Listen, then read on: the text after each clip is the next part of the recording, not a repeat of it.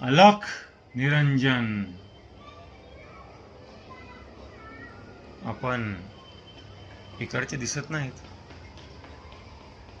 एक काम करा, ही भेट वस्तू दत्त महाराजांना द्यायची, ती तुम्ही तुमच्याकडे ठेवा. योग्य वेळ आल्यावर तिथे घेतीलच.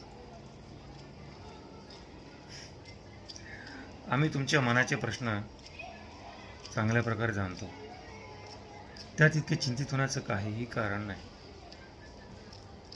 एक लक्षात ठेवा, साक्षात दत्त महाराजांच्या मार्गानेच, यांच्या शुभ चरणांनी तुमच्या घरात प्रवेश केलेला आहे.